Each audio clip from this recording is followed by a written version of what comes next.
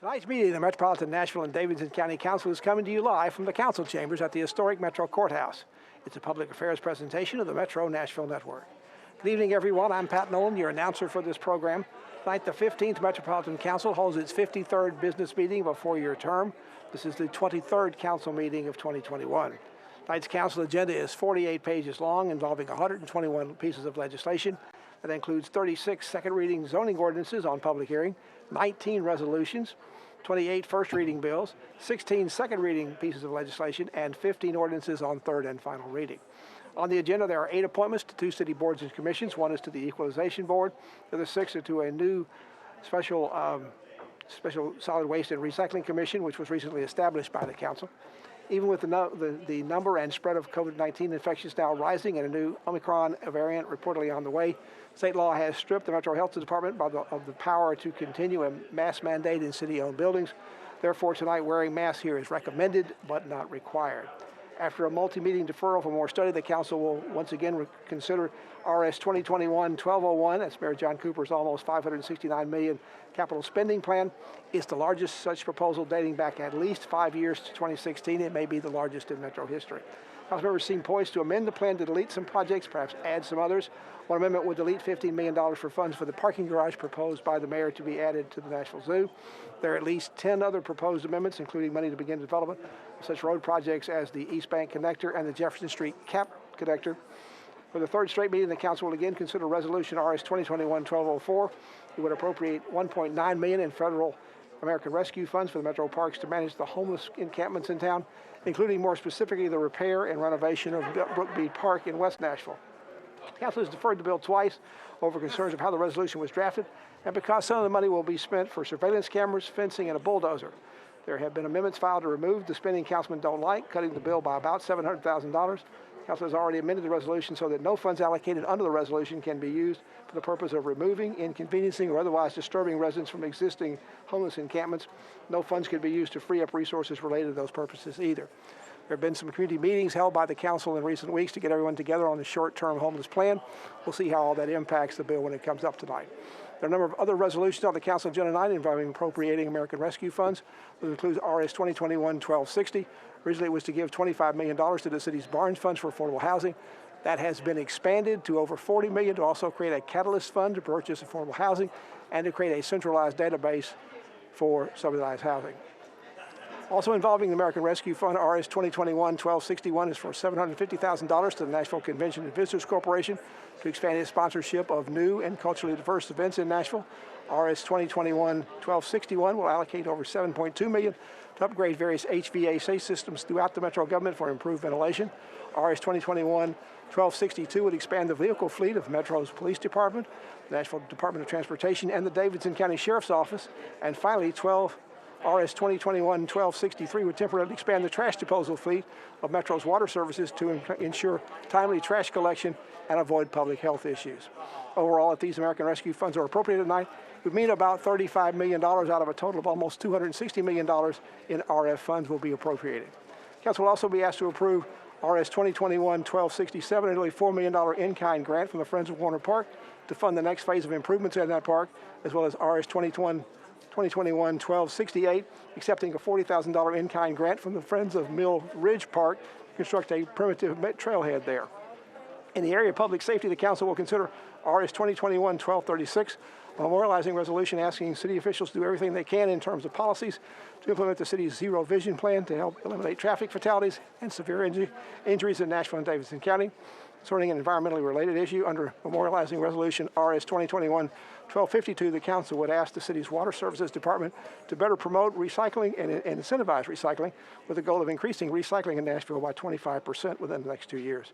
Council will also approve memorializing resolutions tonight to honor 2 local civic leaders who recently passed away, Eddie Bryant and Helen Tootie Haskins.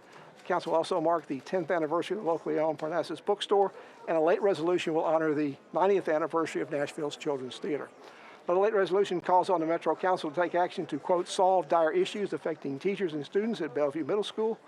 The resolution claims there's an ongoing pattern of alleged mishandling of race, discipline, and safety and culture by the administration at Bellevue Middle School, and that teachers and parents have articulated experiences are being bullied and disempowered by the school administration. Again, that's a late resolution. The council will have to give pretty much unanimous consent for it to be voted on tonight. While most, if not all, of the first reading bills are expected to be approved in one motion tonight, there are a couple ones to note. One bill would limit where transportation vehicles can operate in a defined area downtown only. The bill was deferred last meeting because of objection by the downtown council member. The other first reading bill of note is BL 2021-1023. It would restrict the allocation of funds for design, development, and construction of Jefferson Street CAP project unless and until the project is comprehensively approved by a separate ordinance. We mentioned before that some of this also would involve the capital plan. It's before the council tonight. We'll see how all that works out. Jefferson Street CAP is a $120 million project intended to reestablish usable space in the North Nashville community that was lost when I-40 was routed through that area back in the 1960s. Bills on second reading include 2021-1011, which seeks to set up a permit system to serve or bring your own beer to downtown tourist vehicles. A bill was passed a few weeks ago that banned any alcohol on unenclosed tourist vehicles beginning on December 1st. Owners of these vehicles claim they are losing business. New bill seeks to address that issue, although final approval by the council won't likely come until the middle of next month. So this dry period will last at least a few weeks for these vehicles. There is already a substitute ordinance being drafted on this that will probably be put in and debated tonight. Another second reading bill, BL 2021-1016, seeks to name the courthouse steps and plaza in front of this courthouse in the honor of Nashville civil rights icon Diane Nash. Supporters wanted to name the entire park in front of the courthouse for Nash, but the Metro Parks Board declined to do that because it has a long-standing policy not to name parks after living persons.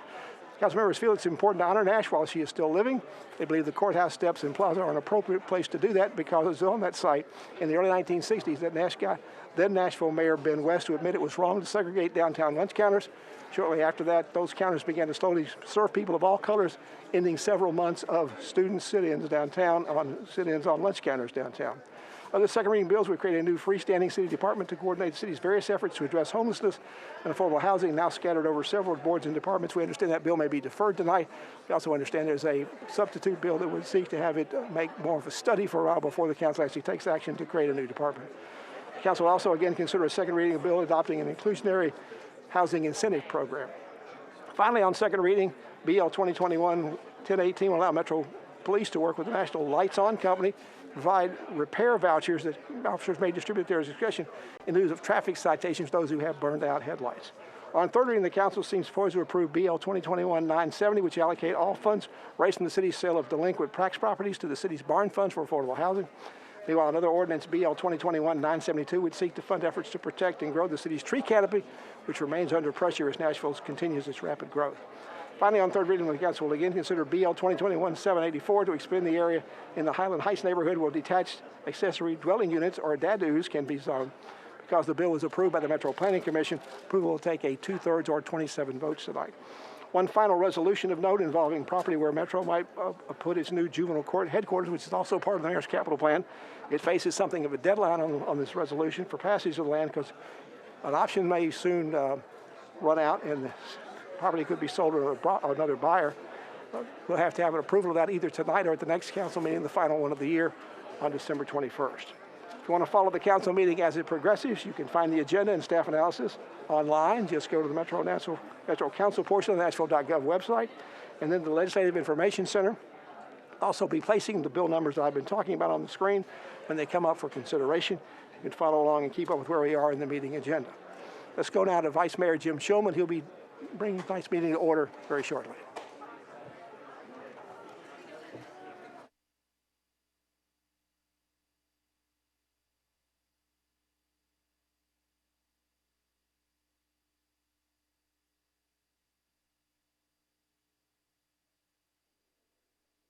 Three times. Go ahead. Okay. Very good. So will the meeting please come to order? We welcome you to the Metro Council. Today is Tuesday, December 7th, 2021. Will all members of the council as well as the public please rise for the invocation and remain standing for the Pledge of Allegiance. Invocation this evening will be offered by Darren Johnson, Chaplain of Adoration Hospice, a guest of Council Member Emily Benedict.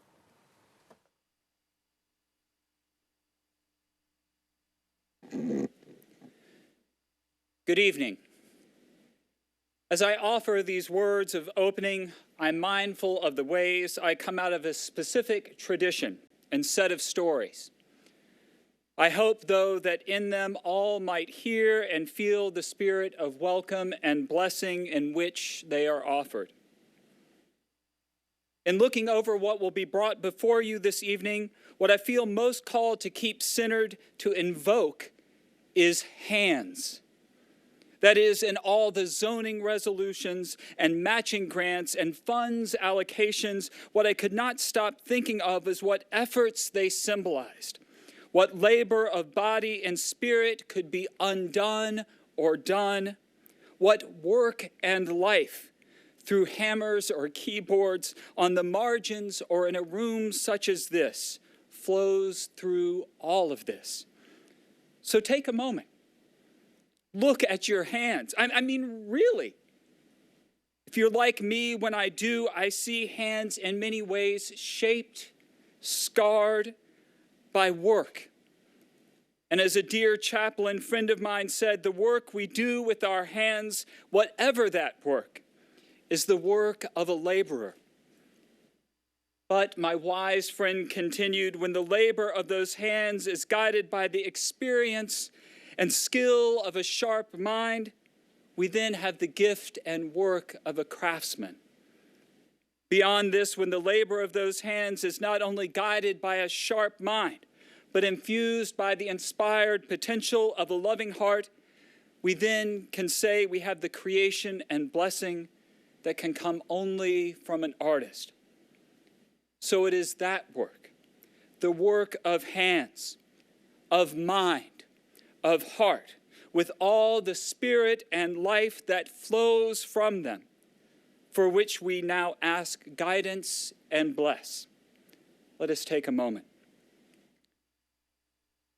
Creator of all, divinity that flows around, through, and in each of us, as this council convenes this evening, help them and each of us remember that deciding and acting on the various concerns, on the commemorations and joys, on each of these things brought forward tonight, that this is an honor. That to hold such efforts for consideration is a privilege.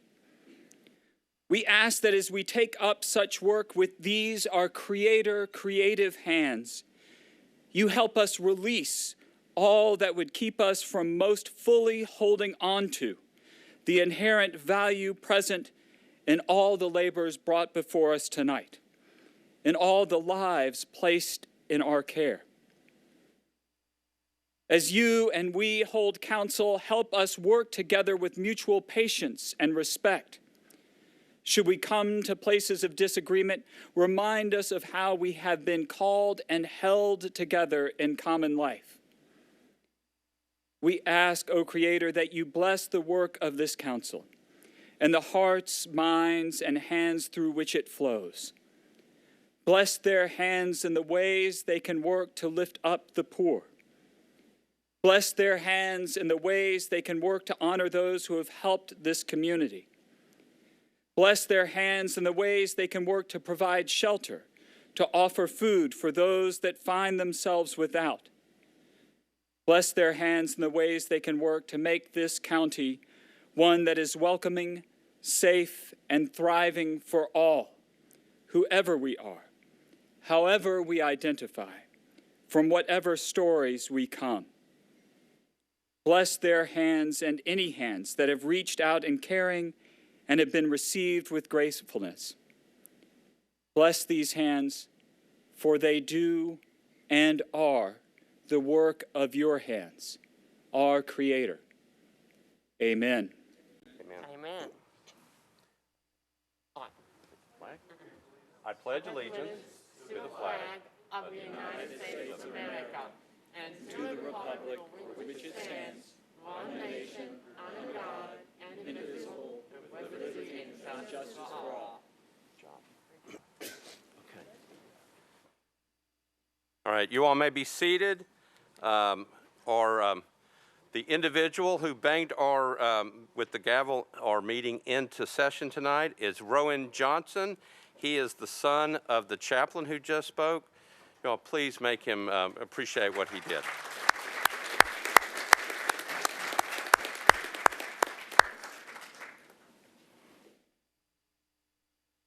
So without objection, we will suspend the calling of the roll and ask the clerk to record the names of those members present throughout the meeting. Is there a motion for adoption of the minutes of the meeting from November 16, 2021? I hear a motion, properly seconded. Without objection, the minutes of the meeting will stand approved as written. Madam Clerk, any messages from the mayor? No, Vice Mayor, there are no messages from the mayor. All right. A couple of items before we get started. Do think at this time it's appropriate to remember the people of Waukesha, Wisconsin, and Oxford, Michigan, both of which just experienced recent horrific events in their communities. We share in their sorrow and send them lots of hope and love as they recover. We will, as a council, have one more meeting before the Christmas holidays. I do want to remind you that the lighting of the Metro Christmas tree will be this Friday evening at 5:30 p.m. in the public square. And I will be hosting a holiday lunch prior to the Nashville Children's Theater production of The Elves and the Shoemaker this Saturday. There's a notice on your desk. Lots of people don't know, but when I was in second grade, I was in that performance, The Shoemaker and the Elves. I played the elf known as Oofin, okay? It's a very major role, and I was never in another play ever after that. So obviously, they realized I had no talent in that. And for kids of all ages, I did have the privilege during my community conversations of interviewing Santa Claus this past weekend. In part of the discussion with Mr. Claus, and in response to a direct question, Santa mentioned that it is never too late to get off the naughty list, okay? He then added that the principle also applied to the members of this body. So I'm just telling you what he told me, all right? Never too late to get off the naughty list. Councilmember Hurt, I believe that you have lots of pictures to share with us. Would you like to make an announcement? Councilmember Hurt. Thank you, Mr. President. It is my esteemed honor to share with you all that I have a new granddaughter. Her name is Everlis A.L. Frazier. She was born on November 16th at the last council meeting. And she was 8 pounds and 13 ounces and absolutely adorable. And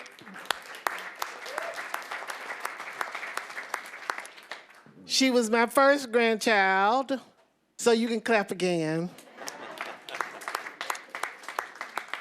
And then on November 24th, my grandson came into the world, Asani Sin K. Richards. He was 7 pounds, 5 ounces, and both mothers are doing very well. And you all know that I'm a mother of 3 daughters. And my husband is off the chain because he has a grandson who's named after him. So I am just so excited. And when I tell you that this Thanksgiving was truly a Thanksgiving for me. So I am so very, very happy. And thank you all for your well wishes and all of the wonderful things and the gifts that many of you shared and gave and the prayers. And thank you. I love you.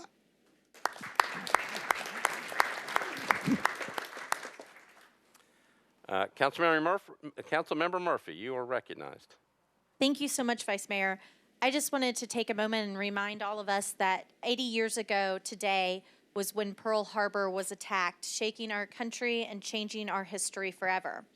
It is what sent so many of our parents, grandparents, and friends who were part of the greatest generation to war at a very early age.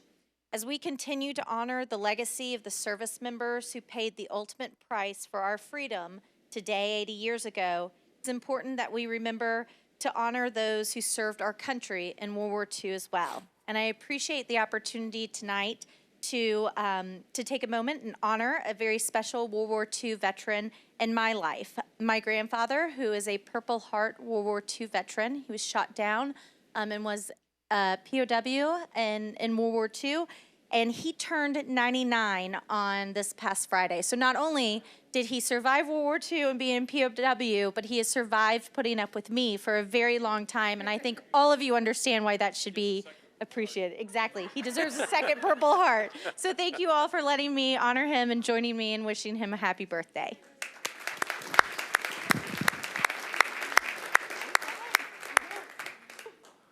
Councilmember Stiles, you're recognized. Thank you very much, Vice Mayor. So many of you may know, in the last couple of weeks, I moved my mother down here permanently from Pennsylvania, and so she's here with us this evening, and it's also her 77th birthday today. Mom, will you stand up? She's a special woman. I'm also a special personality, much like Councilmember Murphy. Thank you, Councilmember. I do recognize some people in the back. Linnell Matthews is here, our juvenile court clerk. Former Councilmember Ludi Wallace is here. He's running around somewhere. And our assessor of property is here. Vivian Wilhoit is here. And I'm not sure if I see anybody else. Oh, Anthony Davis is here. Former council member from Emily Benedict's district is also here. So welcome. And one last thing, keeping in the spirit of the holiday season, I am announcing one last special committee for the year. This is a special LPR committee, license plate reader committee, to work on whether there is possibly a compromise bill that is possible. The members of the special committee are as follows. Council members Dave Rosenberg and Council members Courtney Johnston will serve as co-chairs. The other members of this special committee will be Council member Mendez, Council member Pulley, Council member Gamble, and Council member Sepulveda. Okay. I am calling on the co-chairs to determine when that first meeting will be. Hopefully it will be as soon as possible. I know the bills are coming up again. But thank you for both Councilmember Rosenberg and Councilmember Johnston for agreeing to serve on this and bring people in to see what we can work on. Thank you.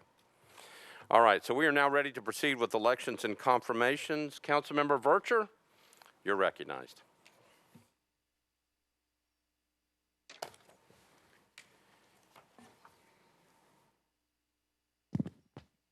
Thank you so much, Vice Mayor.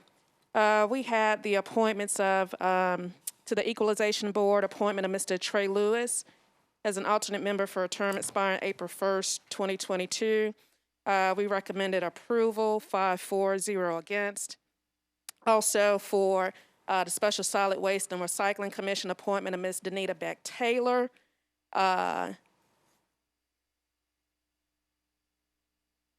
Mr. Todd Lawrence. I'm going to give them to y'all at once, Vice Mayor. That's fine. Mr. Winfrey and also Mr. Robert Wingfield. The committee voted for approval, 6-4-0 against. There were deferrals for the Special Solid Waste and Recycling Commission appointments of Ms. Jennifer Hackett and also Mr. Brian Weems. That was recommended for deferral by the committee, 6-4-0 against. And at the request of the candidate for the Special Solid Waste and Recycling Commission appointment of Ms. Tiffany Wilmot, that application was withdrawn. Okay. All right, so Councilmember Vercher, let me make sure that I've got this right. For the Equalization Board, appointment of Mr. Trey Lewis. For the Special Solid Waste and Recycling Commission, Ms. Danita Beck-Taylor. Jennifer Hackett was deferred one meeting. Mr. Todd Lawrence, also for the Special Solid Waste and Recycling Commission. Mr. Brian Reams was deferred one meeting. Ms. Tiffany Wilmot that application has been withdrawn. Mr. Bernice Winfrey also was approved tonight, and Mr. Robert Wingfield was also approved. Do I have that right? That is correct, Vice all right. Mayor. If you can give me a motion to approve all the ones that were appointed, that would be great. Thank you, Vice Mayor. I move for approval. Okay, so I've got a motion to approve all the ones that were considered tonight and approved, properly seconded. Any discussion on the appointments? Councilmember Evans? Oh, okay. Was that from before? Okay. Okay. Anybody wishing to be heard on any of the appointments? Seeing none, we're ready to vote. All those in favor say aye. Opposed, no. You adopt. So if the individuals are still in the room, I'll call you out individually. Mr. Trey Lewis for the Equalization Board. There's Mr. Lewis. Keep standing. Ms. Danita Beck-Taylor. All right. Mr. Todd Lawrence. Got Mr. Bernice Winfrey. And Mr. Robert Wingfield. There they are. Thank you all for agreeing to do these things on behalf of Nashville and Davidson County. I know it takes time, but it's a volunteer effort, and we certainly appreciate the work that you do. Please join me in thanking them.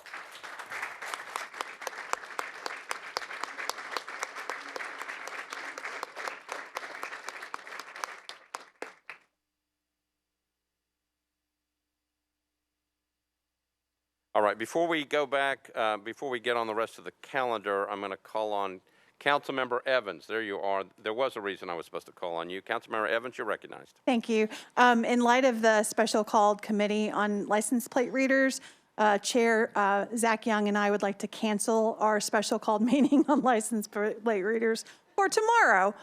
So if everybody who has it marked on their calendar, please cancel it. We will not be holding it. Thank you. All right.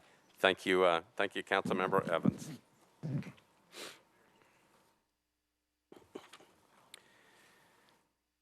All right, Councilmember Vercher, anything else? Anything else from rules? Should they be, Vice Mayor? No, I'm just checking to make sure I, that we're good. what you want me to come up with? I don't know. I think I'm good. I'm just making sure that we've got everything covered. So Yeah, we got all the confirmations Okay. completed, Vice Mayor. All right. Thank you, Councilmember. Okay, we're now ready for bills on public hearing. The way this works is that I will call the bills up one at a time, refer to the sponsor. Unless the sponsor moves to defer the public hearing, sponsor will call for a public hearing. I will then ask for a show of hands for those who are here in favor of the bill. Then I will ask for a show of hands for those who are here in opposition to the bill. If anyone in favor of the measure wishes to speak, I'll ask you to come forward, go to the microphone in the back. I need your name, address, and then you'll have 2 minutes in which to speak. I will then ask if anyone opposed wishes to speak. After that process, we will close the public hearing and refer back to the sponsor. So we are ready for bills on public hearing. The first bill up is item number 1. It's on page 2 of the calendar. This is BL 2021-831 by Council Members O'Connell, Bradford, and Parker. It's an ordinance amending section 6.28.030, 17.04.060, and 17.20.030 of the Metropolitan Code to amend the definition of short-term rental property, non-owner occupied, and to amend parking requirements related to short-term rental property, not owner-occupied. Councilmember O'Connell, you are recognized on your bill. Thank you, Mr. President. I'd like to open the public hearing, please. Okay, so this was a disapproved bill, so I think we have to go to the Planning Department first. Ms. Milligan, you are recognized. You should be on. Oop. Okay. You on? Yes. Okay. Hold on, my slides aren't showing correctly.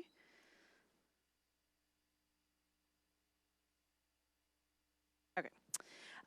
This is a request for a text amendment to the zoning code, Title 17. The request is to amend, it's actually a request to amend Title 6 and Title 17. The Planning Commission only makes recommendations on Title 17. This is a request to amend the zoning code related to 2 items: the definition of short-term rental property not owner-occupied, as well as amending parking requirements related to short-term rental property not owner-occupied. As you all know, with the adoption of Bill 608, we created 2 different categories of short-term rentals: owner-occupied and not owner-occupied.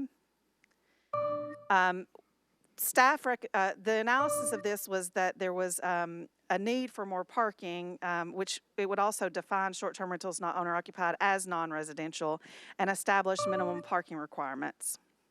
The Planning Commission recommendation was disapproval of the proposed changes to Title 17. There were several reasons that the Planning Commission recommended disapproval. First, they were concerned that there was a lack of data indicating a real need for a parking standard to be established for not owner-occupied, separate from the existing standard for residential.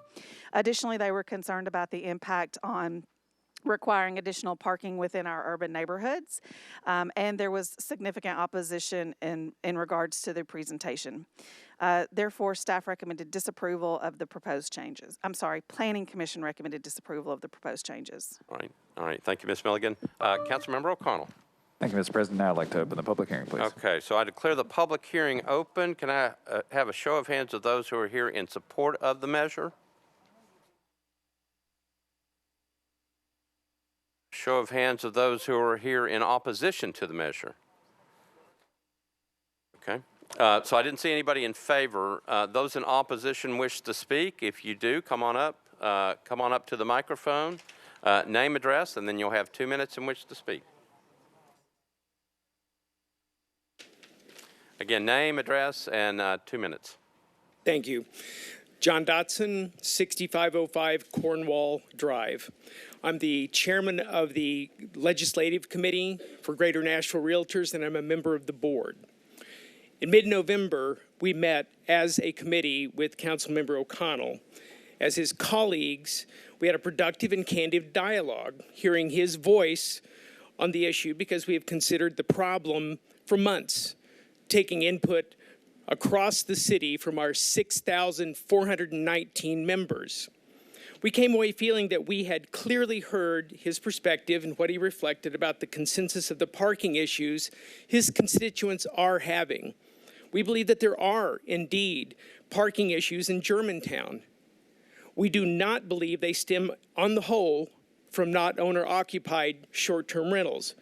We know that this is not a pervasive problem across all of Metro because there is no evidence that supports that claim. We said as much at the time.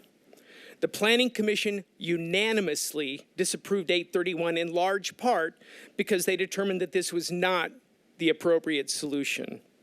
We respect Freddie O'Connell. We find him to be a man of heart, soul, and intellect. He shows up. He cares. We believe this measure serves his immediate constituency, but it does not serve all of Metro, and it's on that basis that we object. All right, thank you. Next. Name is Darren Cunningham. I own property here in Nashville. One of them is 1088 12th Avenue South in Nashville, Tennessee. I'm a resident of the city of Mount Juliet, where I sit on the Planning Commission there as well, so this is something that's very familiar with me. It's dealing with issues that arise politically, so I know what it's like to be in your shoes. This bill, some of you know me, some of you see me down here for years and speaking about different things. A lot of them have to do with development, which is what I'm involved in the city of Nashville. Some of the bills that come across in regards to short-term rentals, I certainly can see the opposition. I can see things for it, against it, and so on. I try to see things bilaterally, which is something I have to do in my career, and I do quite well. In this particular scenario, it's very unilateral. I think it's the Planning Commission voted unanimously against this for a reason. There really doesn't seem to be a whole lot of data that supports why this bill that seems to be driven from a concentrated pocket in Germantown, which is beautiful over there and doesn't need to be overrun with extra parking, but a citywide ban or a citywide restriction across the entire Davidson County or city of Nashville to be implemented based on something that was from a very small pocket over in Germantown doesn't seem to be the appropriate resolution to this. In my opinion, I respectfully ask that you consider that as well. It just doesn't make a lot of sense to me. So it just seems to be creating a solution to a non-existent problem. And I don't know, also by the show of hands here too, the public, there's nobody here supporting this, which leads me to believe that there's not a whole lot of people that think this is a really good idea. There's a lot of people that think it's a bad idea, and I respectfully ask that you consider not just amending this or anything, but just squashing this bill completely. Thank you. All right, thank you. Next speaker. My name's Chris Scott. I'm speaking out about my property at 829 Lacey that I'm currently trying to close on. Due to COVID, my family have been saving the money each month to pay for the furniture that we're trying to put in the short-term rental, and it's currently 8 months behind. We're currently paying $500 a month for this. We chose to purchase this because it was a commercial property that was zoned commercial. One thing I would love for everybody to consider is if we turn all these short-term rental, non-owner occupied short-term rentals into, and have to have parking permits for all these 3 to 4 bedroom non-owner occupied will be converted into long-term rental properties, which means due to the high cost of living in Nashville and lack of homes on the market, 3 to 4 people could be living in one unit or home. Each one of these 365-day long-term renters would need parking for their own car and guests that would want to visit any of their significant others. Even a couple with no children would take up 2 parking spots on the street. And if there's no garage parking, which most of the houses in the city don't have garage parking, this would cause more issues than if you had short term. I've lost a lot of sleep over this.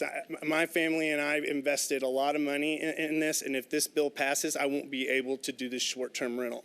And I'm going to echo what the previous gentleman said. There's no proof that there's actually a parking problem due to the short-term rentals. So I beg of you to not pass this bill. Thank you. All right, thank you. Next speaker. Henry Puckett, 121 Vintage Circle, Hendersonville, Tennessee. I'm coming to speak tonight in opposition to this bill, not as an investor, not as an owner. I don't own any rental property. I come to you as a community association manager. I work for the largest management company in Middle Tennessee, Gertner & Company. Now, I'm taking it from a different point. Short-term rentals and parking is short-term problem. If we convert this and do away with it, as the gentleman has stated, long-term parking or long-term rentals, the parking is continuous, it is ongoing, and it's a difficult challenge. I have firsthand knowledge in working. I get called all sorts of names when I have to send those friendly, warm letters to those owners and those residents of those homes, okay, who are parking and overusing and blocking places, okay? Granted, short-term rentals has a place. It has a place in Nashville. Also, according to the hospitality industry, you'll hear various numbers, but over 50% of the people that come to visit our great city take Uber or some other transportation. They do not use their own personal cars. So without proper data, as the Planning Commission has so eloquently pointed out, there's nothing to support it other than what I'm sharing with you is that short-term rentals creates a short-term parking problem, especially not as much as what a long-term parking resident would do, okay? Again, over 50% of the people that come and use short-term rentals take other transportations, Uber, Lyft, taxis, okay, coach services to visit our great city. So this problem of short-term rentals causing parking problems needs more study, and I would ask at this point for everyone to oppose this bill. Thank you. All right, thank you. Next speaker. Hi, my name is Randy Holland, 2097 Gray Bar Lane in Nashville. I am a real estate agent, a real estate broker, and primarily interested in apartment buildings of non-short-term rental class, but I'm a passive investor in one short-term rental property here in town. And I'm here because Councilman O'Connell believes that on-street parking in Germantown, Salemtown is tight. I doubt any of us disagree with that. I also think that it's been tight for generations and that the solution is somewhere other than at the foot of the short-term rental market because it was already there. I don't know Councilman O'Connell. I'm told he's a great guy and that I'd like him. I just don't understand what the idea behind killing an ant with an atom bomb is to pass an entire wholesale bill across the entire county because he's got tight parking problems in Salem Town and Germantown. I echo all the answers for everybody else and just think it's a wholly misguided approach to solving a problem. I hope you'll vote against it. Thank you. Okay, thank you. Next speaker. Good evening, Council. Grant Hammond, 342 Harrison Street in Councilman O'Connell's district. Unlike the last speaker, I do know Councilman O'Connell. We spent a lot of our formal years together in high school. And I know Freddie O'Connell to be a very intelligent council member, very considered even. I think this bill really gets opposition for one main reason, and it's creating a solution to a problem that doesn't exist. But that solution is so far over the bounds of what would be considered reasonable that it's caused most people a lot of consternation. He likes to say when garnering support for the bill that this is bringing it more in line with what hotel parking requires. That is not the case. When you permit a hotel in these districts, you're required one parking space per door. And that door could have 1 bed, 2 beds, 4 beds, 8 beds, 10 beds behind it. When a townhome short-term rental property is permitted as a hotel, you only are required 1 parking space for that entire townhome, which is less than the residential parking requirement. So having a 1 car per bedroom policy far exceeds that of the hotel standard. I'm not saying that short-term rentals shouldn't be regulated. They should be. We need to find smarter ways to regulate them, to figure out where they fit in the city when they don't fit in the city.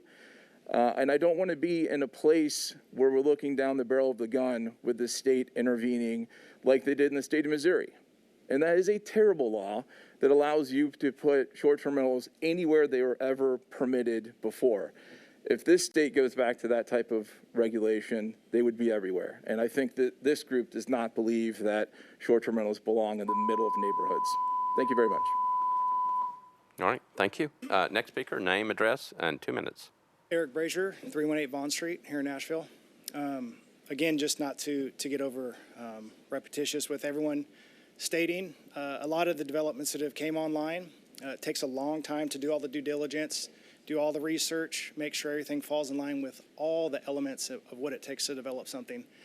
And I feel that this bill just lacks that same due diligence and same abilities to truly get down to the numbers and show what the numbers are and what it would affect. Just like everyone has said, if this takes down short-term rentals, what it's going to do is promote those rooms and units to be rented. And now we're just adding more parking spaces of people that are going to be renting these on a room basis than what we currently have. So we're really taking an issue that we don't even know is an issue, presenting it, and we're coming up with a remedy that's going to make it worse than what the proposal is actually stating. So I just ask that there's an opportunity to actually do a study, to have the numbers back up what is being presented, just so it's a realistic approach and it's well thought out and planned, rather than just having an overall wide casting net on the entire situation. You know, this type of thing down in the UZO or even down in the core center, this is going to promote right down where there's huge parking lots, because the short-term rental market will continue and they will go in between the goals that are set each and every time. And doing this is just going to promote more parking widespread. And that's just not what anyone really wants to see in the UZO, the downtown core, any of that. So I just ask you to take the opportunity to truly get some numbers to look at it and just reconsider. Thank you. All right, thank you. Next speaker, name, address, 2 minutes. Good evening. My name is Marcellus Teague. I live at East Nashville at 535 Main Street. I'd like to, just echo the sentiments of everybody here that has spoken in opposition to this bill. This bill, as it's currently written, along with the substitute, feels like it's more about shutting down short-term rentals and the businesses and individuals that may benefit from them than it is about parking. Why? Where's the parking study or any other evidence that proves that there's a systematic parking issue strictly related to short-term rentals?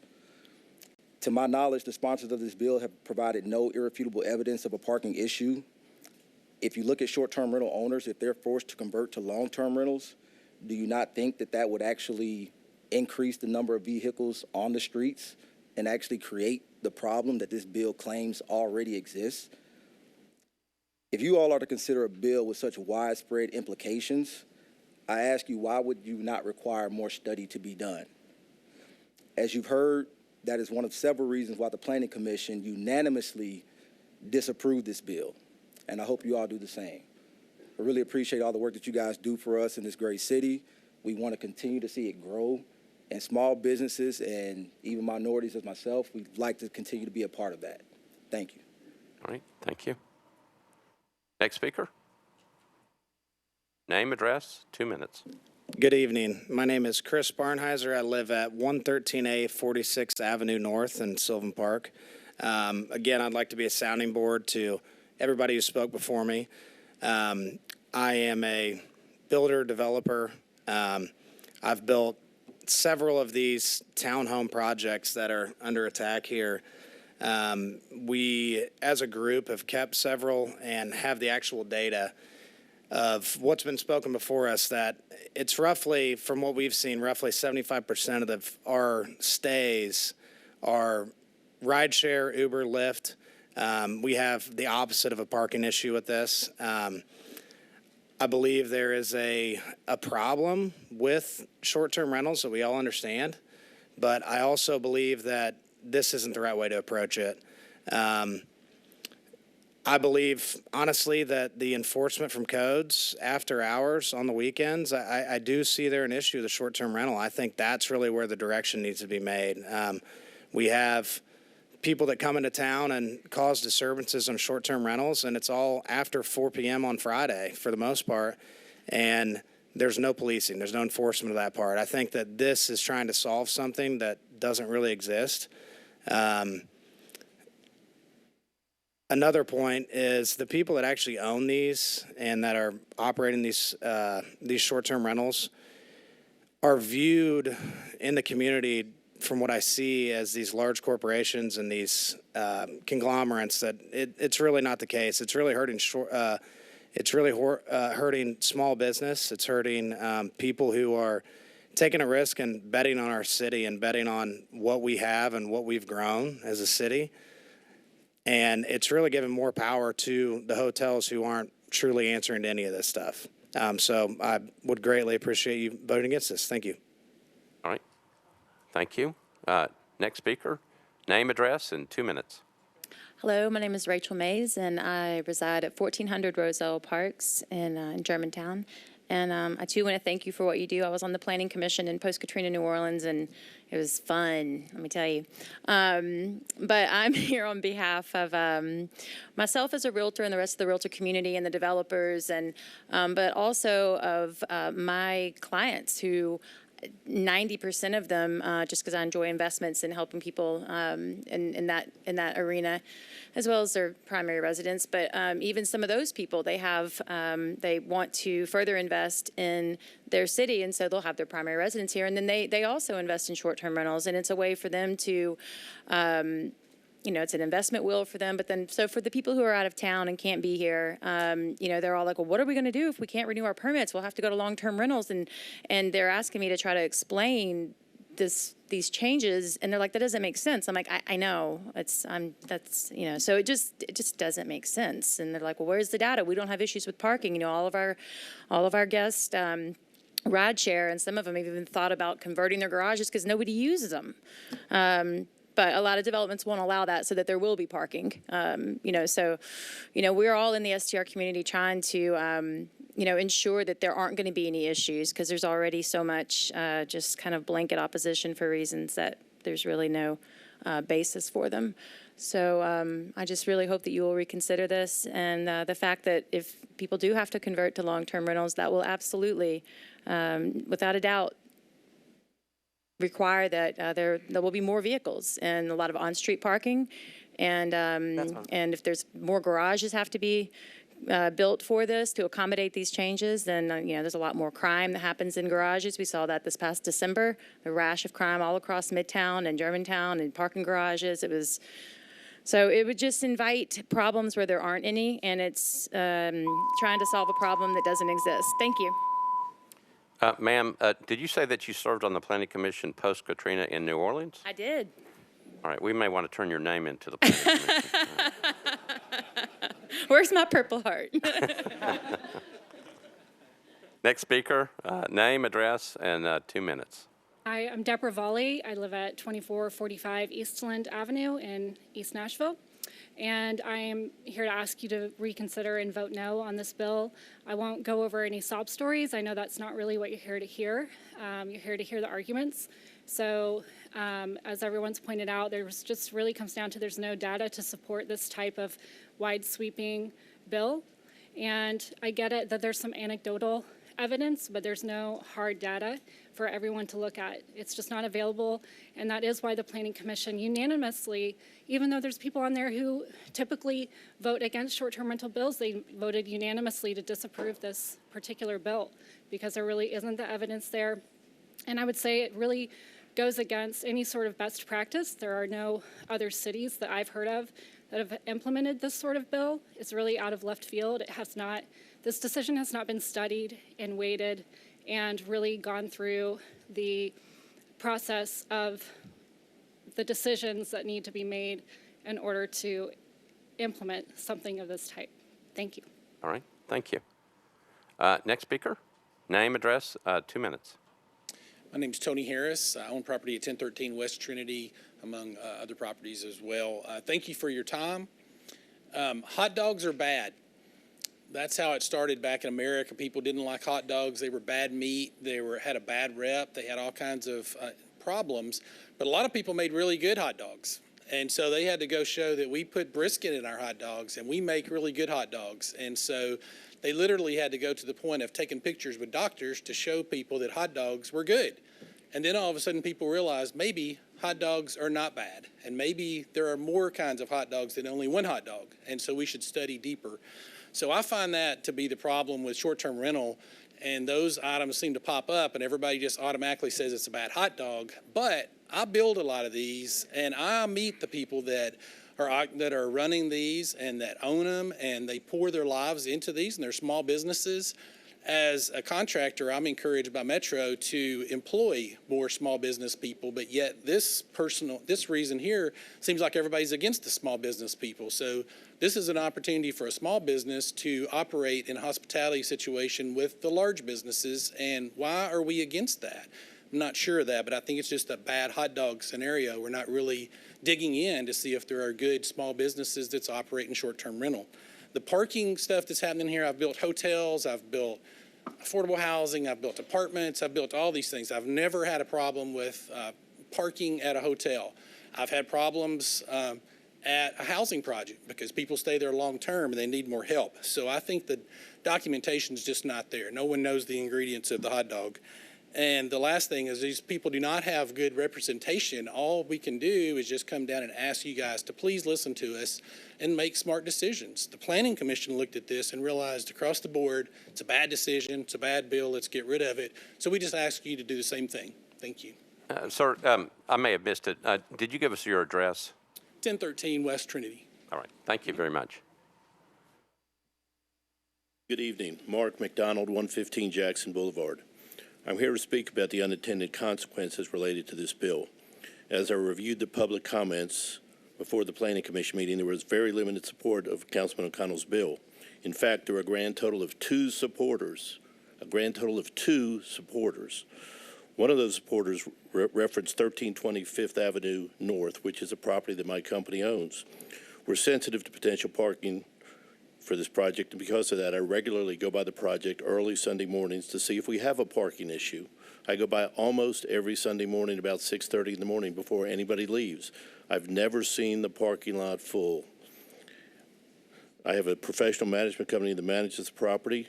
I've asked them numerous times, do you have any parking problems, any complaints from neighbors? There's never been a single parking complaint from a neighbor. There's never been a single parking complaint from a visitor, and we're almost 90% occupied on the weekends. This property is an example that this bill is created to solve a problem that does not exist. This is a problem that does not exist. What this bill does cause is significant financial distress for literally hundreds and maybe thousands of properties in Nashville. This bill will impact the value of the property, the ability to secure mortgages, or to sell the property in the future. This will impact your constituents. This will impact your constituents. The problem in Germantown, and specifically around Fifth Avenue, is there are numerous neighborhood restaurants and bars that have been approved for very limited parking requirements. Now the city is allowing a large food hall to be added to this area that will make the problem even a larger problem. If you were to pass this bill, my property will ultimately be converted to traditional multifamily. The real parking needs would significantly increase and the neighborhood parking problems would increase exponentially. The parking problems will increase exponentially as the permanent residents of my building compete for very limited on-street parking. The Planning Commission got this right. They voted 9-0 against this bill. 9-0. Thank you. All right, thank you. Next speaker, name, address, 2 minutes. Hello, my name is Brandon Hall. I'm at 1114 Wade, Nashville, Tennessee. I am a local entrepreneur and small business owner. I own a small management company that I tend to help my friends manage their properties, many of them which are on this same street. I've watched this pay for weddings. I've watched this get people out of debt. I've watched this change people's lives. And as many people have said here, if this passes, it will destroy people's lives. It will destroy stuff that a lot of us have worked really hard to build, including myself. So something I really want you to take into consideration. Secondly, given a lot of this has been brought up, but I want to bring up one very, very clear example of this issue is I own and manage a couple on Wade Avenue. There are maybe two. This is right across from Belmont University. On that same street, there is probably 3 long-term rental properties. They're all 4 bedrooms, and there is 6 to 8 individuals that are students that are living in there, and each one of them have their own car. They are parked all over the street. They park in their lawns, and that is the problem on that street. Now, that is a microcosm for this city, but on that particular street, the long-term rental parking issue is a real issue. It blocks streets, it blocks alleys. I've had to call Metro police many times to have cars ticketed or towed that are long-term rentals, not short-term rentals. As many people have said here, I would say 75% of our guests use Uber or Lyft and do not bring cars to our properties. I'm there to check most of them in. They show up in their Ubers, they show up in their Lyfts. There's absolutely zero data showing that these houses are getting filled up with cars. But I will end this with saying I appreciate everything you guys do. I work my butt off. I've worked my butt off for years to get to this point. I've watched this short-term rentals help so many people in this city, and I urge you to take that into consideration when you consider this bill. Thank you. Okay, thank you. Next speaker, name, address, 2 minutes. Yeah, my name is Calvin Fry. I live at 600 Broadway. I have 6 short-term rental properties in Nashville. I also am a real estate agent. All the 6 that I personally have, not one has a parking issue because almost nobody brings a car. I have 8 parking spots for 2 of the houses, and probably the most cars I've ever seen is 3 cars at 2 houses in over a year. It doesn't exist. A lot of people have said that it would create, so I've had long-term rentals in the past. That's a fact that more of them will be there because, again, you end up putting 2, 3, 4 people in a 4-bedroom house and they all have a car. So it's kind of an obvious, if you really look at the common sense, I'm extremely surprised that the bill even exists. When I told my clients about it, they were like, really? I'm like, yeah, don't worry. I'm sure that they'll see, the light. They'll be able to talk to a lot of people. There'll be a lot of opposition, which from what I found is quite a bit. I'm probably one of the last people to show up, and there's still a line. And when we went the day before, there was like 40 people. And obviously, when money's involved, it's going to be a monster impact. Every single one of my clients will lose 50 to 100 grand on every property they bought because you pay a premium to have that particular zoning, whether that's mixed use or office and retail or downtown commercial, but almost none of those are actually going to apply to the parking that's here. So if that bill were to pass, that's 100 grand out of their pocket. So, and that's going to take a long time for them to be able to get back. They won't be able to sell it either unless they want to go ahead and take that loss. So for that reason, I think it's pretty straightforward that massive property losses, and it's also a small business. That's the other thing. Like, I have 6 of them. I'm just one guy. There's other people that have 1 of them or 2 of them, and that's their life savings that they put in this. I hope you don't take that from them. Wish you guys the best. All right, thank you. Next speaker. Name, address, 2 minutes. Hi, my name is Bo Gable. Very impressive group. Appreciate the time that I have here, which is 2 minutes. So, I am fortunate enough to call myself a Nashvilleian because we own a property over in East Nashville at 260 Riverside Drive. There's been lots of stats today, I think, that kind of back up some of the opposition's points. However, I'm just the small guy in this room. So I am an active duty Army officer who was fortunate enough to move to Nashville back in 2015. And I have a highly talented wife who was able to supplement her income as we moved from place to place because we owned a home in Nashville, Tennessee. And that the tourist attraction to this city tremendously allowed us to supplement what would be, every 2 years we move. And so holding a job down is very difficult for someone like that. So as she supported me, Nashville really supported us. And so after a 9-year career, we're very blessed to come back to this town, primarily because I'm working with a very small yet very great company that's Nashville grown that primarily builds and develops in this town. A lot of our projects are short-term rental properties. And overall, I think the message that I would like to speak is the impact that it would have to have people not only to visit, but that want to move here, the growth that is stifled by perhaps simplistic and idealistic views on a simple problem. So thank you very much. Okay. Thank you. Name, address, 2 minutes. Hi, my name's Ryan Talbert, 245 33rd Avenue. I'd just like to state I do real estate development here in Nashville. I've been doing it for about 15 years and seen the city grow and make changes and go through a lot of iterations. And it's been great. I feel that this bill has limited data to support it. I can also say that I'm kind of echoing everybody else that has come up here, but I'd like to state that, recently I did a development over very close to Vanderbilt, Belmont University. It had the ability to have vacation rentals. And if that were to be changed and go into long-term rentals, the ability for parking would have been exponentially. These were 4-bedroom units. Everybody would have a car, most likely, in those rooms. And so the vacation rentals are clearly coming out in ride shares.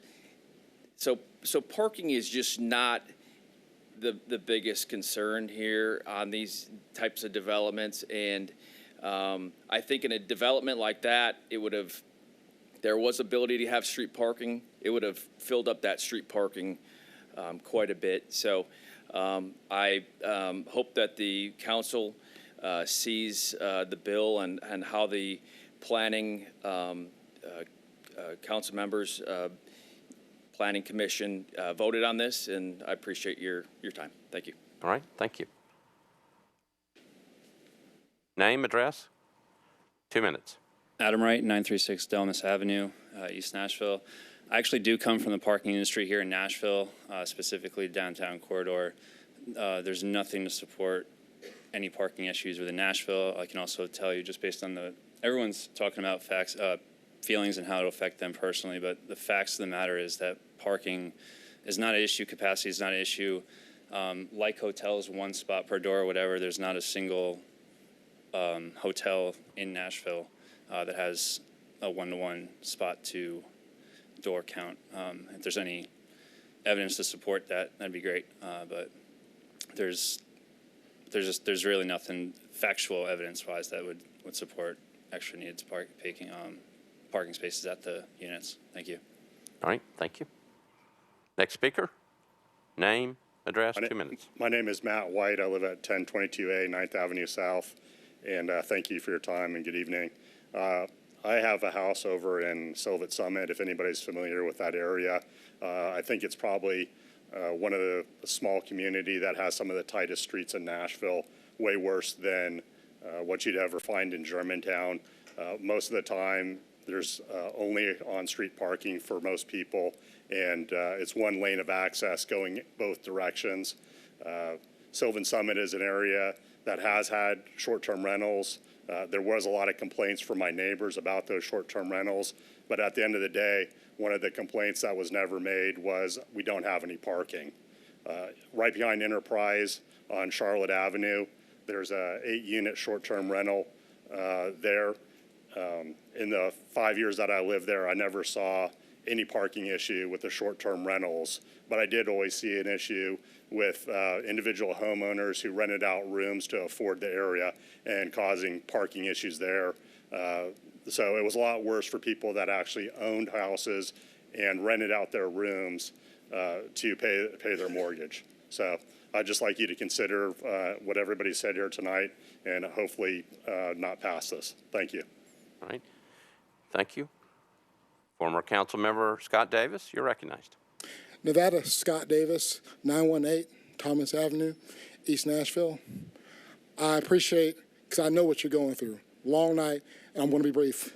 Freddie, you're smart. You're very intelligent. We love you to death. And running a county-wide disapproved bill by a planning commission, that's tough. You're going to be president someday. I'm not being sarcastic. He probably will. But going on to that, okay, you have 50 people here. And I know you might want to defer this or kick it down the road, but you can't. We need a decision because we have banks breathing down our necks. We have appraisers that are wanting to downgrade property because of this new legislation. And the main reason why I'm here, some of you know, my family came here to Nashville. My dad was the interim dean for Meharry Dental College and was the associate and then became the head dean of oral surgery at Meharry.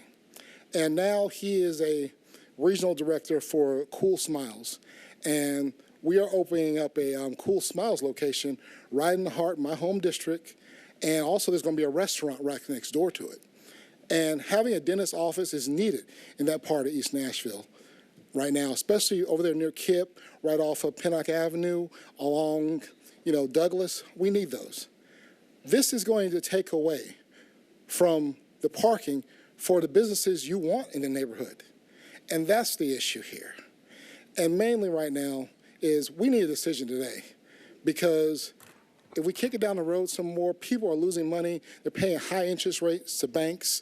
And once again, we know this is a lot, but there is no one here in support. And I know he's doing it for his constituents because they're ringing his phone off the hook. They're knocking on his door, causing crazy parking issues. And last but not least, our lovely and our good friend Mina Johnson voted against this. That should tell you something. Thank you. God bless you all. Thank you for your hard work. Thank you, council member. Anybody else wishing to speak? Seeing none, declare the public hearing closed. Councilmember O'Connell, you're recognized. Thank you, Mr. President. I'd like to move to defer this to the second meeting in March with a brief comment. If the motion is deferred to the second meeting in March? Is that right? Okay. The motion is to defer to the second meeting in March, properly seconded. Back to you.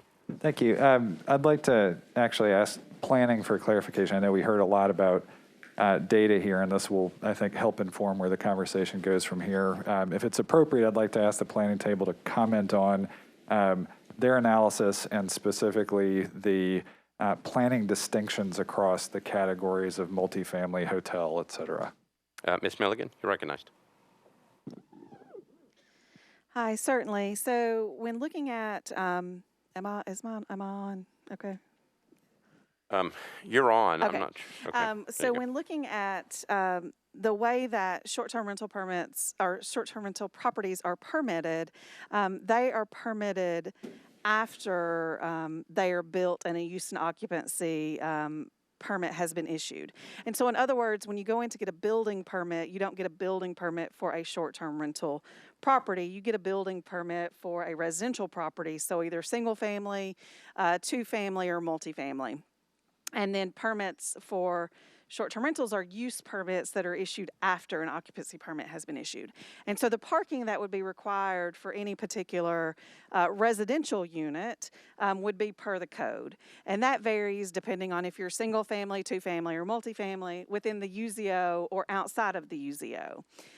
Single family is typically 2 spaces per unit. Two family is the same. Multifamily varies depending on the number of bedrooms in a unit and whether or not it is in the UZO or outside of the UZO. Hotels are required to have parking of outside of the UZO, 1 space per rooming unit, plus 1 for every 2 employees.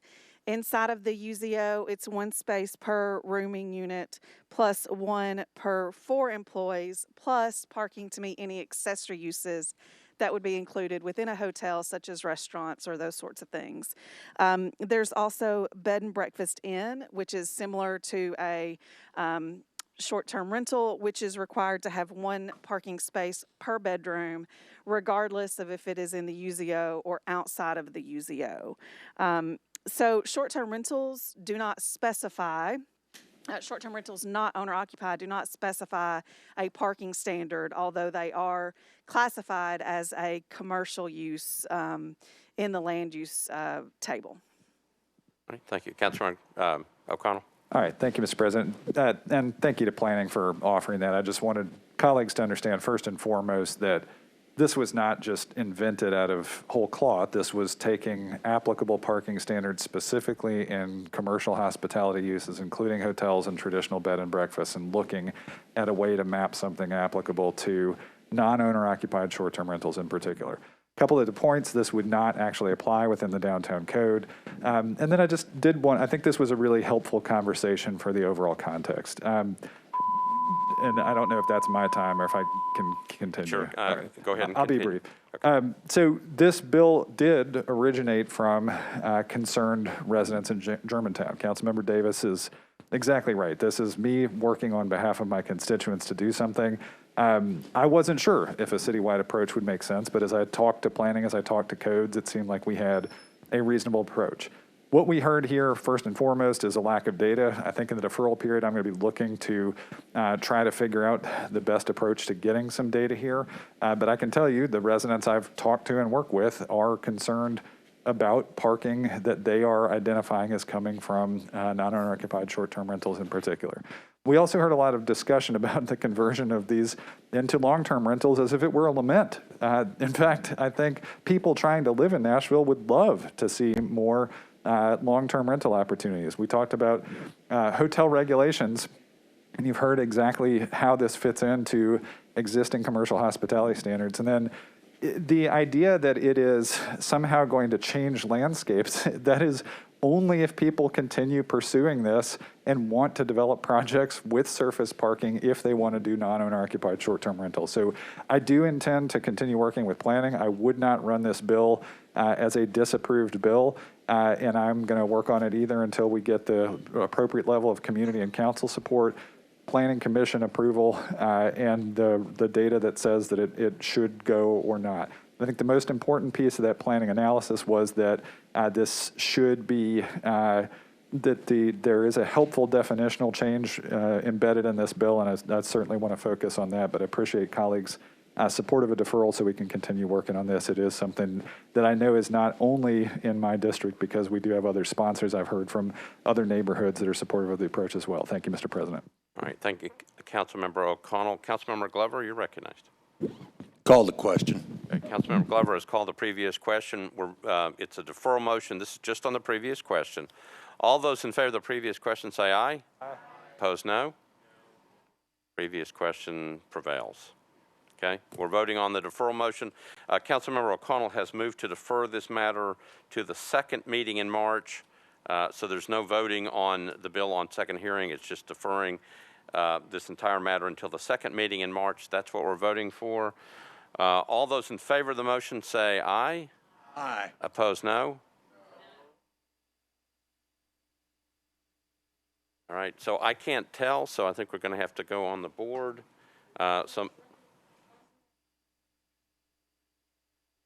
Okay, hold on. Councilmember, I think you want to be recognized as Councilmember Gigi from now on? Okay, Yes, thank you. all right. I just didn't hear a second. I was wondering if there had been a second. There was a second on the motion to defer, yeah. Thank you. All right, thank you. Okay, so we're voting on the motion. It's a motion to defer to the second meeting in March. Councilmember O'Connell moved it. It was properly seconded. Madam Clerk, you ready? All right, so if you're for the motion to defer, you would vote yes. If you're against the motion to defer, you would vote no. Madam Clerk, take the vote. I'm sorry. Open up the machine so we can actually vote.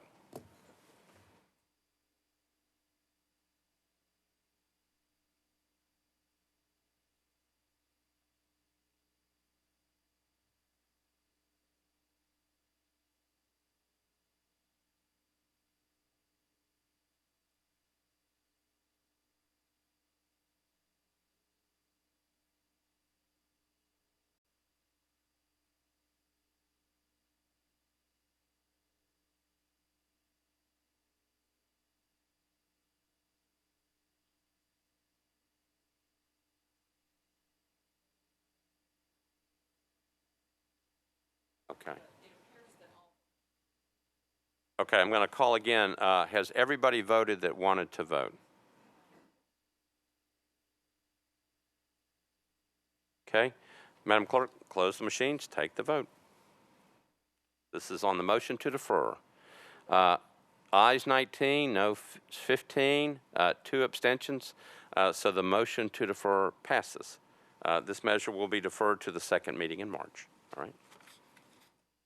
All right, we're on item number 2. This is by Councilmember Allen and O'Connell. BL 2021-832. This is an ordinance to amend various sections of Title 17 to incentivize inclusionary housing with any residential development that seeks additional development entitlements beyond that permitted by the current base zoning district. Councilmember Allen, you are recognized. Thank you, Mr. Vice Mayor. I would like to move for deferral with a brief explanation. All right. Councilmember Allen is moving to defer this. How long do you want to defer it to? I would like to defer to the first meeting in February. First meeting in February. Okay, that's the motion, properly seconded. Back to you for discussion on your motion to defer. Thank you very much. This is a tool that we are trying to create to put more tools in the toolbox to create housing that is affordable to many Nashvillians who currently can't afford anything in our county. I had some good discussions with several departments who are helping provide some research on some of the financial questions involved in this, and they expect to have that data ready mid-December, which will tee this up to be in front of planning in January, which will make it ready to come back here in February. So for that reason, I would like to defer to the first meeting in February. All right. So Councilmember Allen has moved to defer this, not have the public hearing, but to move this to the first meeting in February. Again, it was properly seconded. Any discussion on the motion to defer? Seeing none, all those in favor of the motion say aye. Opposed, no. Motion is adopted. Thank you, Councilmember Allen. We're on item number 3, BL 2021-853. And we can take that with item number 5, which is BL 2021-889. Both these measures are by Councilmember Van Rees. 2021-853, an ordinance to amend Title 17 by applying an historic landmark overlay district to property located at 435 Old Hickory Boulevard at the southeast corner of Donna Drive and Old Hickory Boulevard, Zone RS20. It's 1.44 acres. And BL 2021-889, that's item number 5. An ordinance to authorize building material restrictions and requirements for BL 2021-853, a proposed historic landmark overlay, to include properties located at 435 Old Hickory Boulevard, southeast corner of Donna Drive and Old Hickory Boulevard. Proposed ordinance requires certain materials to be restricted in the construction of the buildings. Councilmember Van Rees, you are recognized. Thank you very much. I'd like to open the public hearing. Okay, declare the public hearing open.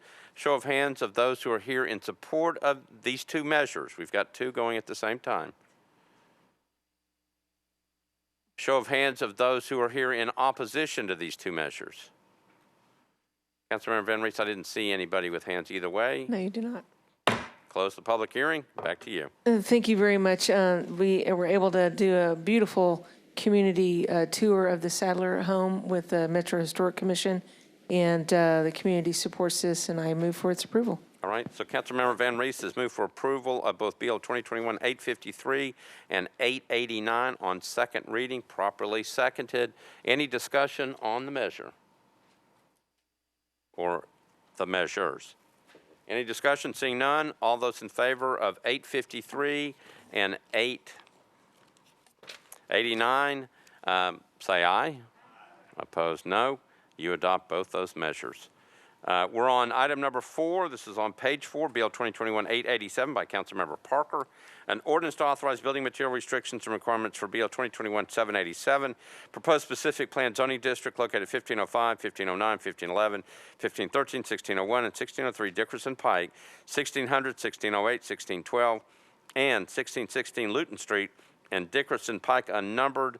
Proposed ordinance requires certain materials to be restricted in the construction of the buildings. Councilmember Parker, you're recognized. Thank you, Vice Mayor. I'd like to open the public hearing, please. Okay. I declare the public hearing open. A show of hands of those who are here in favor of this measure. Show of hands of those who are here in opposition to this measure. All right, Councilmember Parker, I'm just checking. I don't see any hands either way. Okay. Declare the public hearing closed. Councilmember Parker, you're recognized on your bill. Thank you, Vice Mayor. I'd like to move for approval with a brief explanation. All right, let me get the motion properly seconded. Back to you, Councilmember Parker.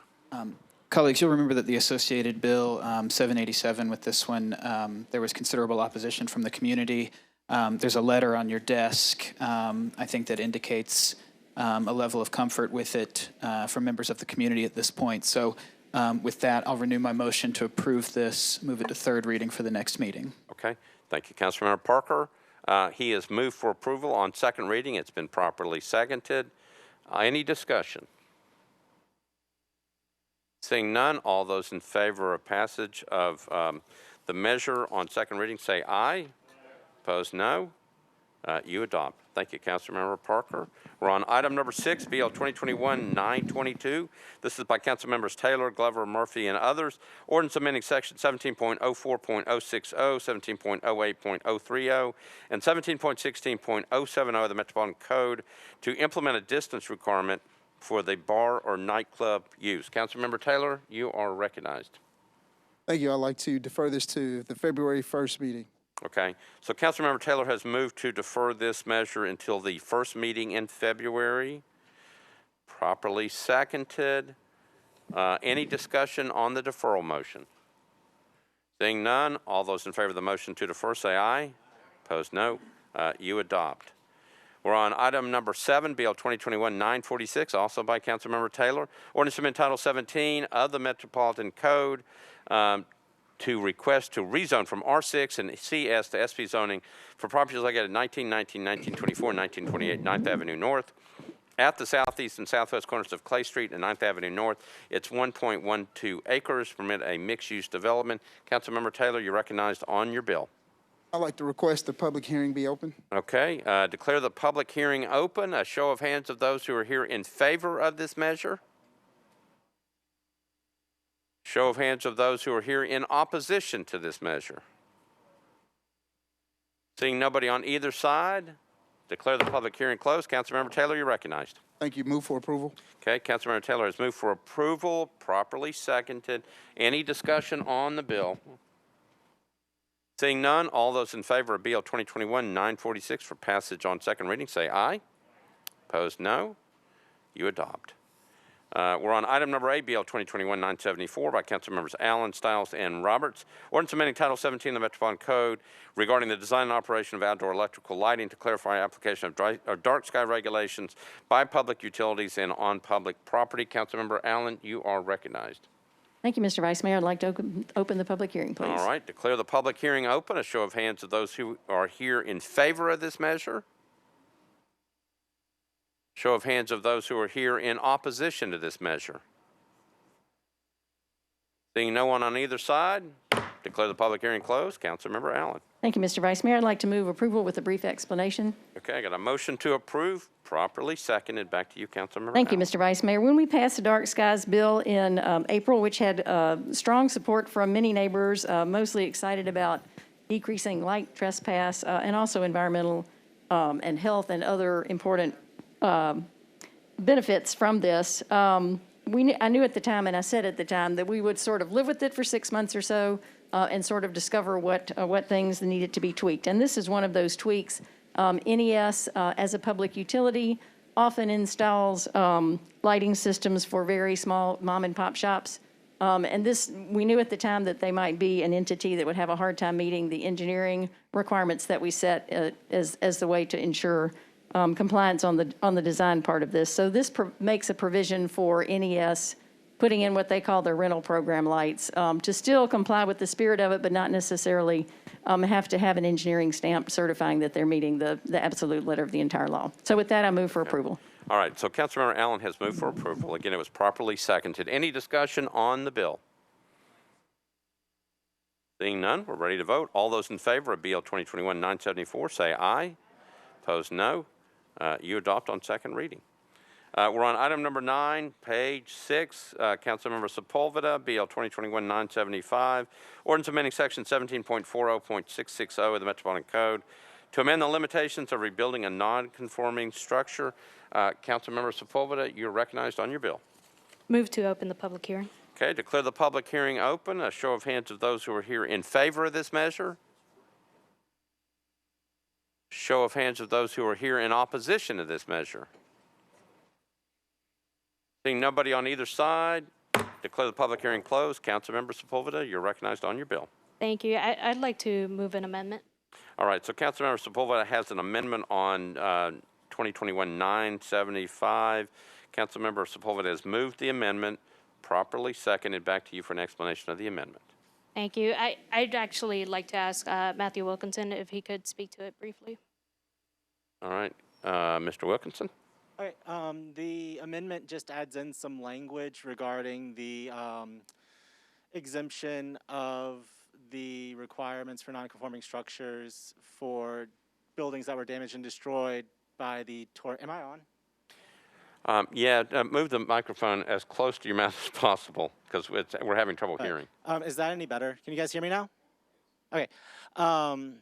So the amendment just adds back sunset language that, there it goes, that was put into place via amendment for the exemption from the non-conforming structure requirements for buildings that were damaged or destroyed by the tornado last year.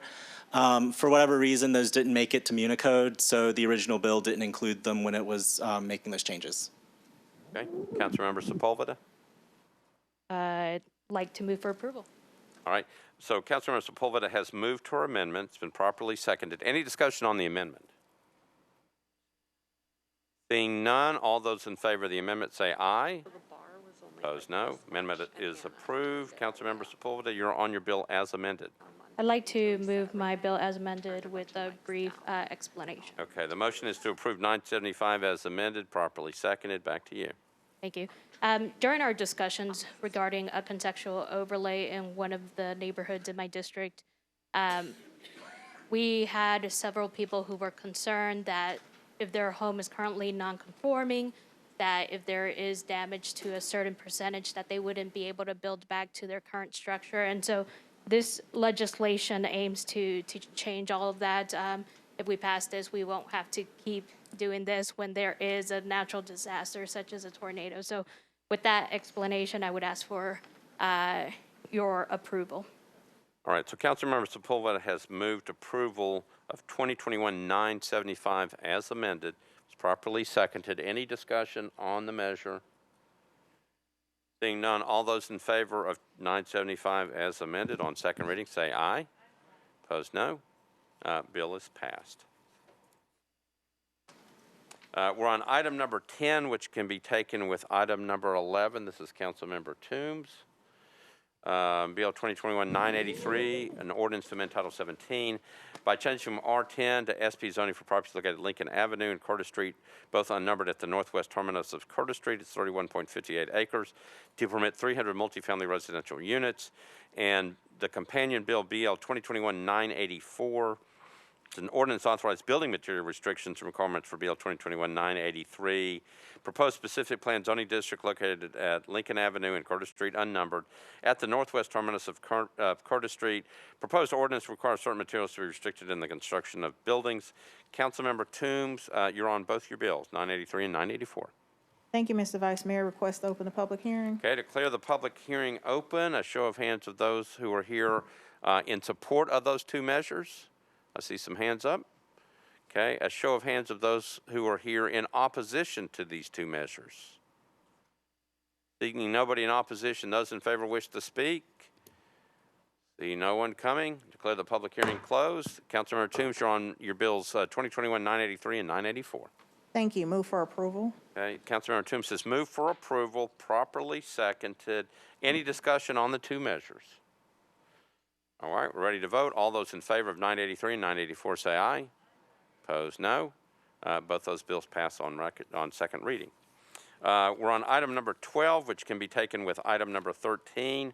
Councilmember Van Rees is the sponsor. 985 is an ordinance to amend Title 17 by changing SP to SP zoning for property located at Skyline Ridge Drive, unnumbered. It's approximately 415 feet east of Dickerson Pike, 24.97 acres, permit 240 multifamily residential units. And the companion bill is 986, ordinance to authorize building material restrictions requirements for BL 2020-985. Proposed specific plan zoning district located at Skyline Ridge Drive, unnumbered, approximately 415 feet east of Dickerson Pike. Proposed ordinance requires certain materials to be restricted in the construction of buildings. Councilmember Van Rees, you are on 985 and 986. Please open the public hearing. I will please open the public hearing. Show of hands of those who are here in support of these two measures. See a couple hands in the back. Thank you. Show of hands of those who are here in opposition to these measures.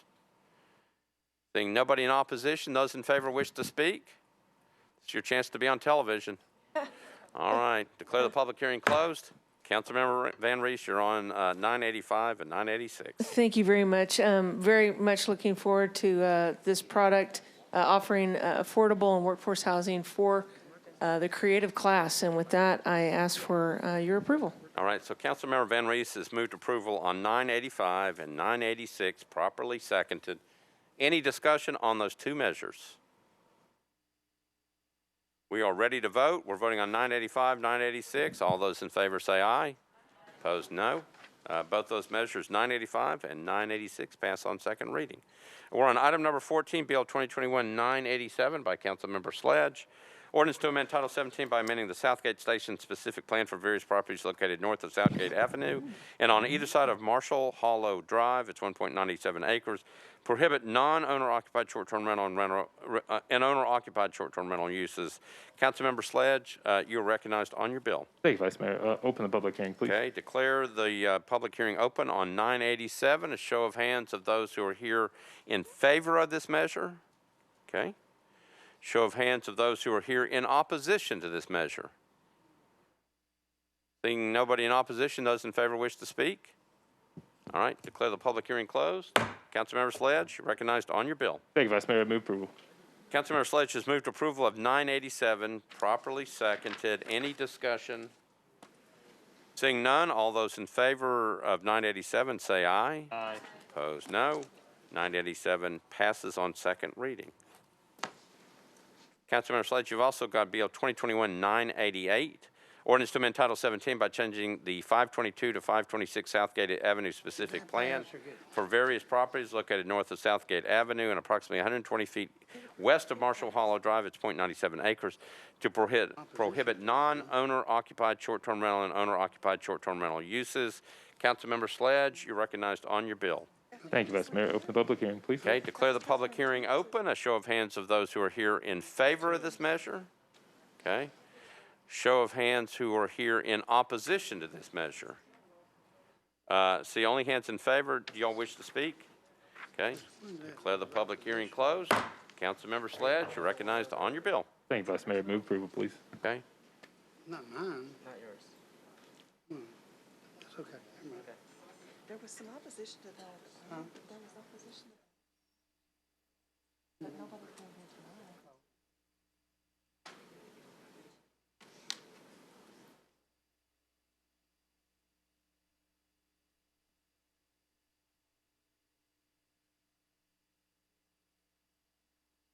Councilmember Sledge, hold on just a second. Councilmember Roberts, mind coming back up here?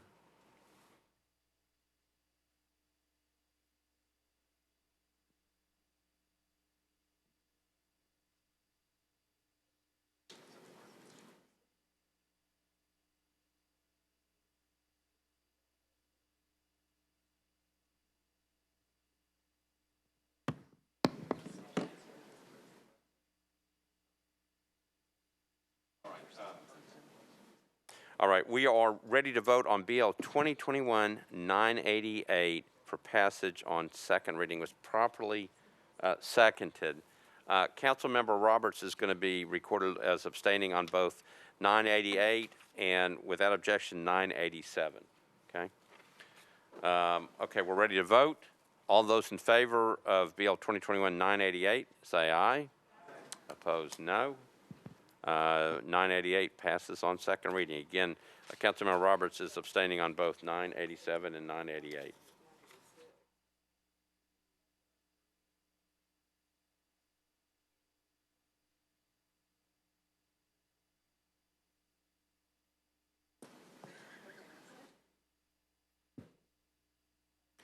Okay.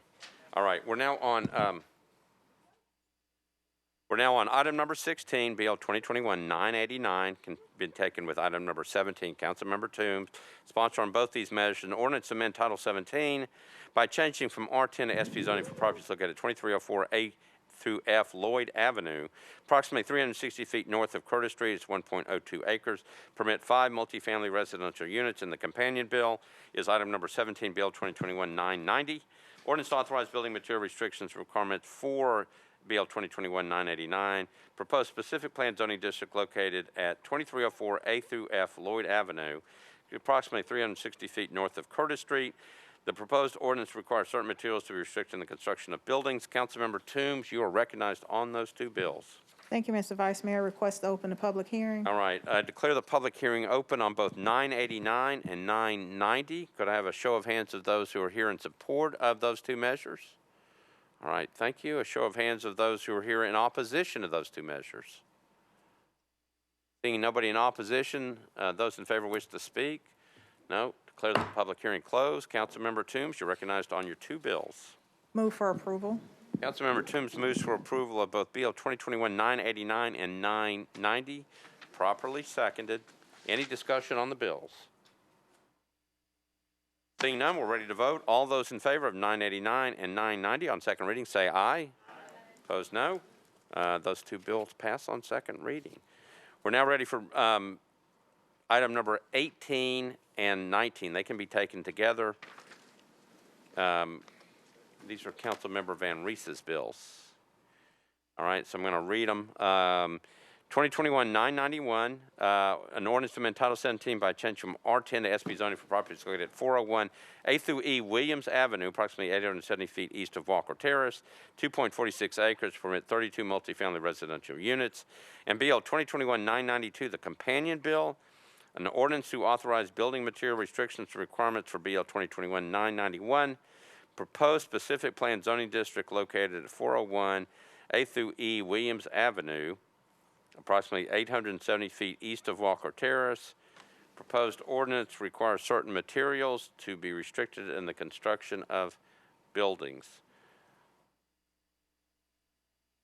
And we are waiting for Councilmember Van Rees.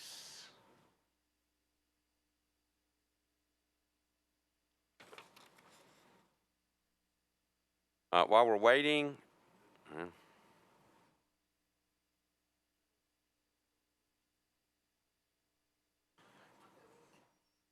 Taco Week? Maybe. I'll tell you what, we'll hold that for just a minute. Oh, here she comes. Okay. Councilmember Van Rees, we are on Bill 2021-991 and 992. I've read the captions of the bills. Councilmember Van Rees, you're recognized on the bill. I apologize. I did underestimate the time it would take. I have a back injury, so I'm walking kind of slowly. I would like to open the public hearing, please. Okay, declare the public hearing on both those measures, 991 and 992. Show of hands of those who are here in favor of those two measures. All right. Show of hands of those who are here in opposition to these two measures. Anybody in favor wish to speak? Okay, declare the public hearing closed. Councilmember Van Rees, you recognize. Thank you very much. I'm looking forward to seeing these single-family homes and townhomes along Williamson Avenue realized, and I would like to move approval. All right, Councilmember Van Rees has moved approval on 991 and 992 on second reading. Properly seconded. Any discussion? Seeing none, all those in favor of 991 and 992 say aye. Opposed, no. Thank you very much. bills Batting passed. 1,000 tonight. You're batting 1,000. Well, hold on. There's probably something else in here we might get. All right, we're on item number 20. This is by Councilmember Welsh.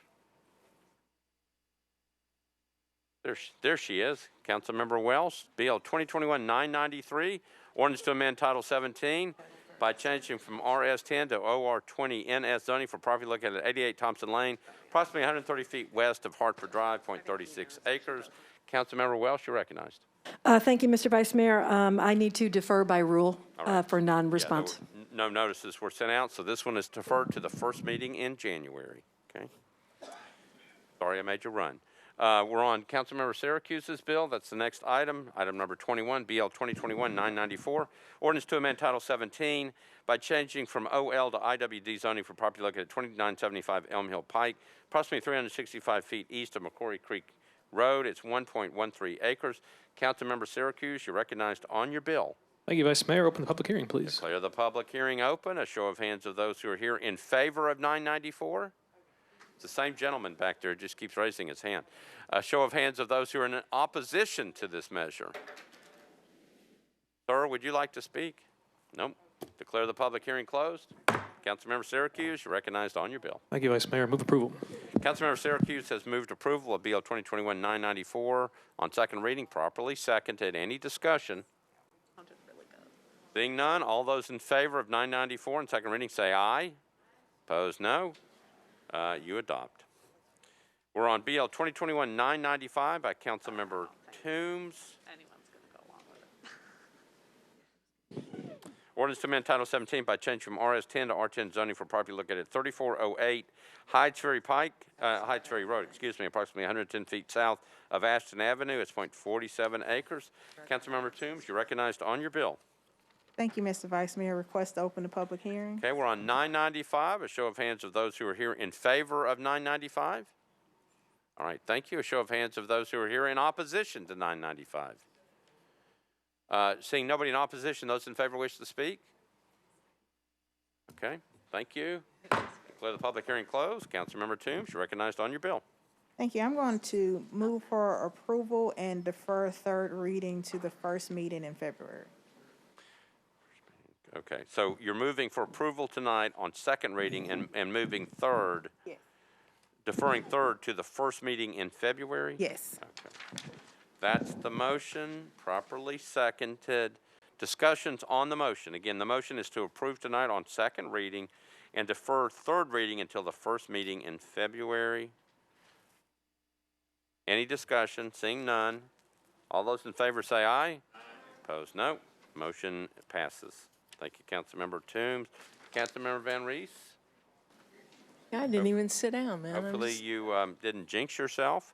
We're on item number 23 and 24. It's 996 and 997, ordinance to amend Title 17 by changing from RS10 to SP zoning for property located at 121 Hart Lane, approximately 200 feet west of Hart Court. It's 4.33 acres to permit 26 multifamily residential units. And 997, an ordinance to authorize building material restriction requirements for the same bill, BL 2021-996.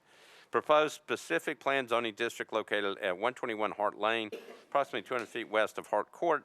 Proposed ordinance requires certain materials to be restricted in the construction of buildings. Councilmember Van Rees, you are recognized. Let's open the public hearing. Let's do it. Public hearing is open. A show of hands of those who are here in favor of these two measures. All right. Show of hands of those who are here in opposition to the two measures. Seeing nobody in opposition, you, sir, would you like to speak? Declare the public hearing closed. Councilmember Van Rees? Let's do this. All right. Please pass this. Please pass this. Okay, yes. that sounds like a motion to approve 996 and 997, properly very seconded by Councilmember Young. He seems to be paying attention. Any other discussion on the two measures? We clearly have homes coming to District 8. No, I got it. All right. So nobody else in the queue. All those in favor of 996 and 997 on second reading, say aye. Opposed, no. Both 996 and 997 pass on second reading. Councilmember O'Connell, you're recognized on your next bill. Ordinance to amend Title 17 by change from IWD to MUNA zoning for property located at 177 Little Green Street, approximately 140 feet west of Edward Street. It's 0.14 acres. Councilmember O'Connell, you're recognized on your bill. Thank you, Mr. President. I'd like to get open public hearing, please. Okay, declare the public hearing open. A show of hands of those who are here in favor of this measure. Right, show of hands of those who are here in opposition to this measure. Seeing nobody in opposition, don't want to speak. Declare the public hearing closed. Councilmember O'Connell, on your bill. Thank you, Mr. President. I'd like to move approval. Councilmember O'Connell has moved approval of 998, properly seconded. Any discussion? Seeing none, all those in favor of 998 for passage on second reading, say aye. Opposed, no. The motion is passed. 999 is Councilmember Toombs' bill. An ordinance to amend Title 17 by change from CS to OR 20 zoning for property located at 2106 AM 24th Avenue North, approximately 75 feet north of Clarksville Pike. It's 0.75 acres. Councilmember Toombs, you're recognized on your bill. Thank you, Mr. Vice Mayor. Request to open the public hearing. Declare the public hearing open. We're on 2021-999. Show of hands of those who are here in favor of the measure. Okay. Show of hands of those who are here in opposition to the measure. Seeing nobody in opposition, those in favor wish to speak. Nobody's coming. Declare the public hearing closed. Councilmember Toombs, you're recognized. Move for approval.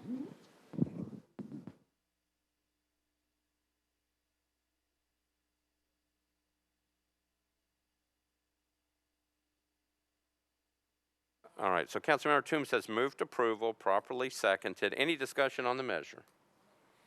Councilmember Toombs moving for approval on second reading. All those in favor of the measure say aye. Opposed, no.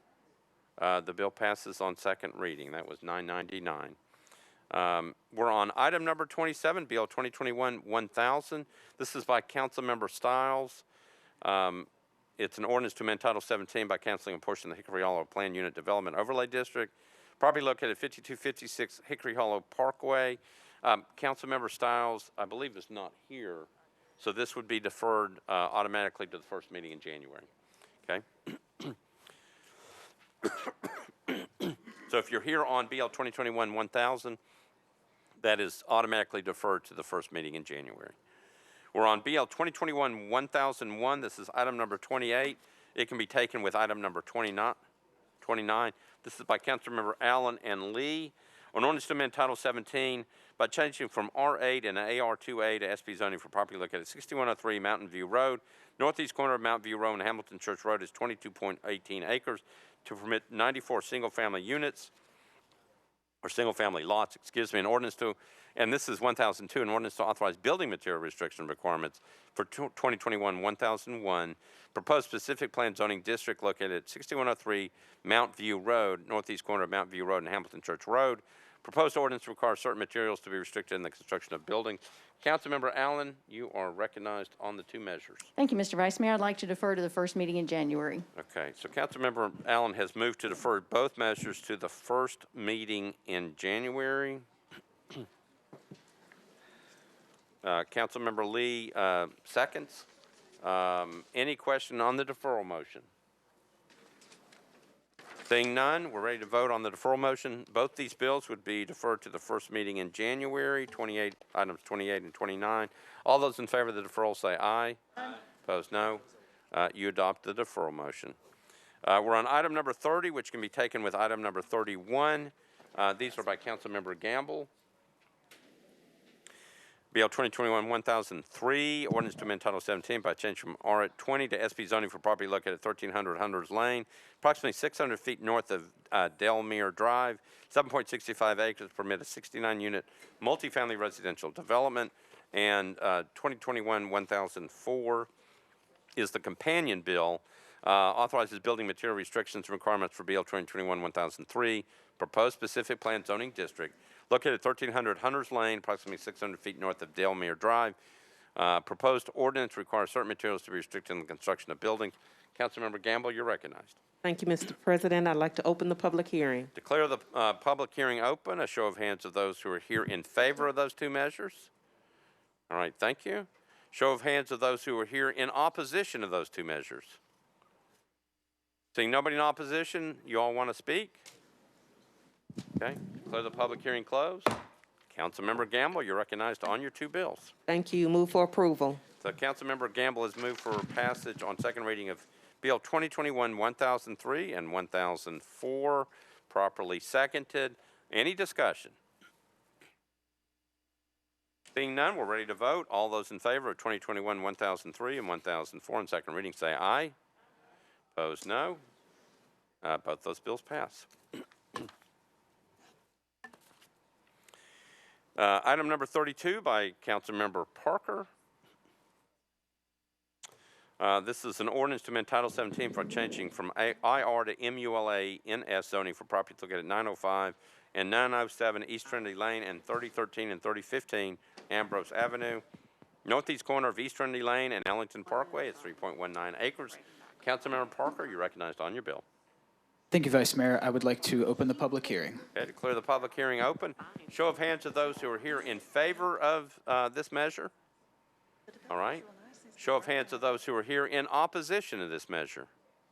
People get really heated on our 16th district. Seeing nobody in opposition, those in favor wish to speak. There's like gazebo apartments. Got a former council member turning down a chance to speak. All right. Declare the public hearing closed. Councilmember Parker, you're recognized. Thanks to former Councilmember Davis for sparing us. I'd like to move for approval. I'll second that. No, I'm just kidding. So I got a motion to approve, properly seconded. Any discussion on the bill? Councilmember Benedict, you're recognized.